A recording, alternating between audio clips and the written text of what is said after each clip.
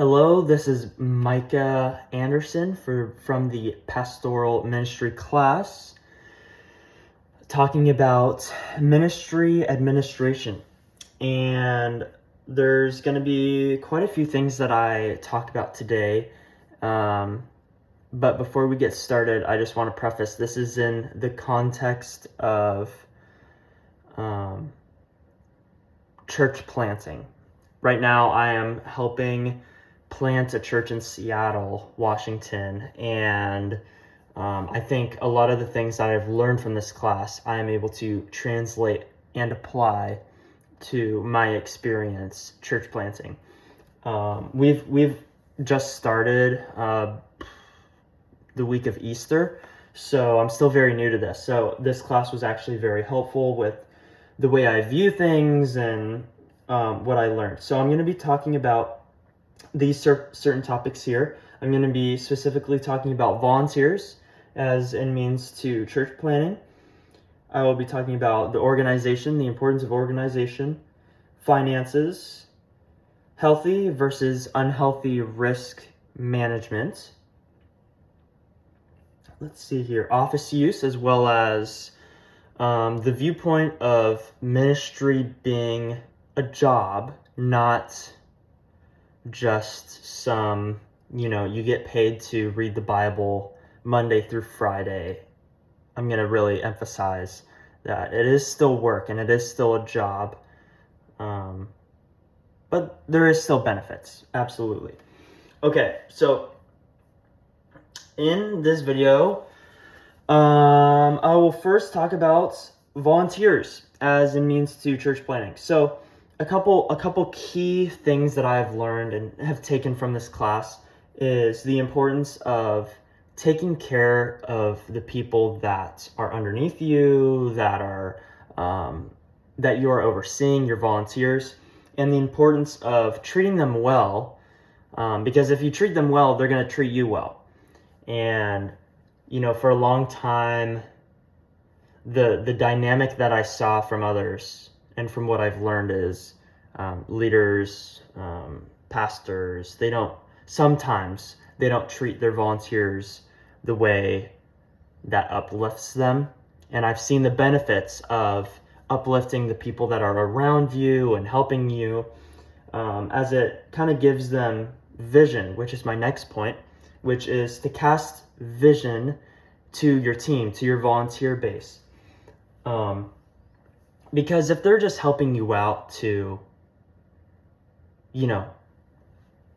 push along your goals, and if there's nothing for them to work towards, then they don't have a reason to volunteer under you. So if you cast vision to them, it kind of gives them, okay, I have an objective, I have a task to do, and I'm going to help this person do it well.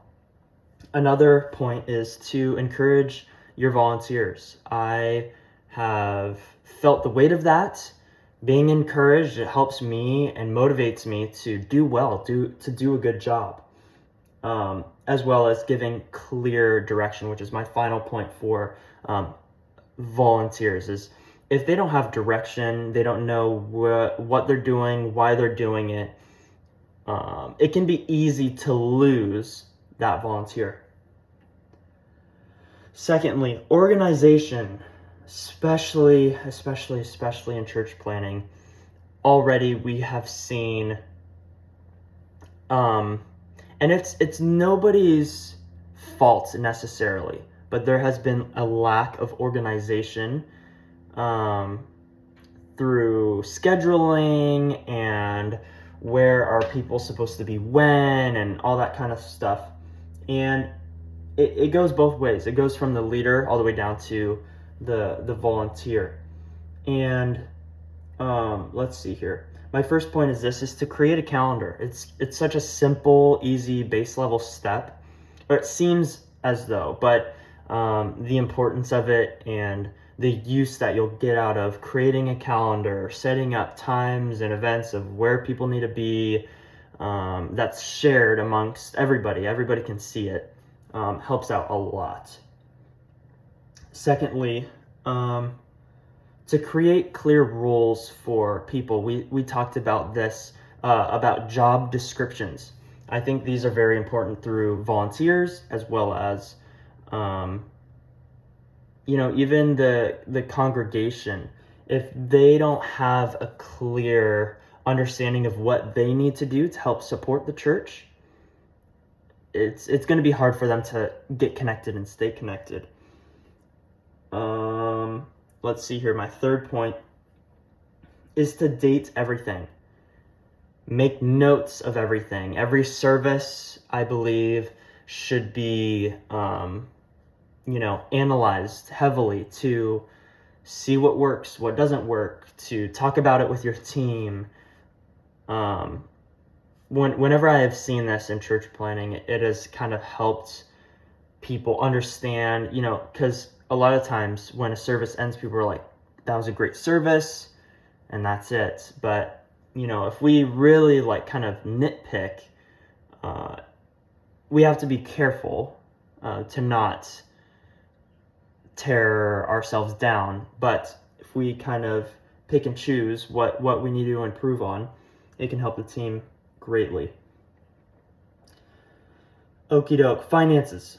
Finances are a big one in the church. A lot of people are scared to talk about finances. I think it's very important, and I don't think churches or people that go to church should be afraid to ask questions about finances. I think it should be pretty open book for where, money goes and to who. Maybe not how much, depending on if it's, staff paychecks. You don't want to open that necessarily to the public because that's just kind of private information. But I do think emphasizing the importance of finances is a big one to the congregation, as well as volunteers and staff members, potential staff members. Especially the tithe. 10% of all of your income just goes to the church. This understanding the importance, especially in this Seattle area, there's a lot of, tech people that are worried about, they're very smart intellectually, and, telling them to give part of their money can be difficult sometimes, but giving them an understanding that the money is not ours to begin with, that, God gives us money and he blesses us. So giving 10% shouldn't be that big of a deal. Shouldn't be. I know it can be hard sometimes for some people, depending on their circumstance. Okie doke. And healthy versus unhealthy risk management. What I mean by healthy or unhealthy, there are risks to everything, especially church planning. There's risk of buying a building, renting a building, hiring staff, having a team of only volunteers, and there's healthy and unhealthy ways of risk. For example, a healthy risk would be to hire or to have a team of very young volunteers that are very new to this, because that kind of allows you to train them up and to kind of show them the ropes to then be grown into very high capacity leaders. While a bad risk could be hiring or asking a volunteer that has had a continuous history, an ongoing history of, being late, not showing up, not giving their 100%. And, also moral failures have to be analyzed as well. Obviously, there's forgiveness and redemption, but if they are not showing improvement, that could be a risk in itself, hiring that person. So hiring a young person could be a healthy risk. It is risky because they're inexperienced, versus unhealthy risk, hiring somebody that could be damaging to the team and the culture that you're trying to tee up. Now, finally, I want to talk about the importance of office time, as well as viewing ministry as a job, as work.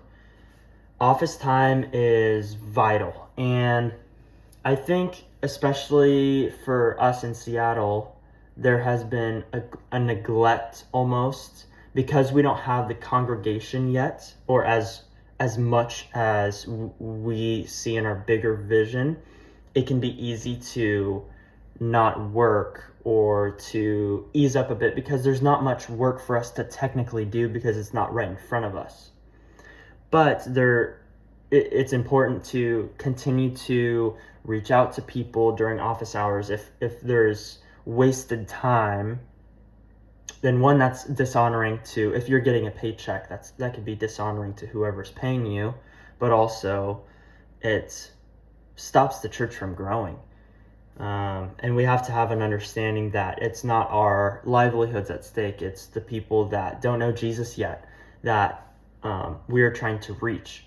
And it's, as volunteers or as ministers, sometimes, our heart is for the people and wanting to get them to grow, but sometimes we can get distracted by our just selfish desires and our wants and our needs. Oh, I want to go home early and this and that. But we have to have an understanding. The big picture is that we are here to bring people closer to Jesus and to present the gospel.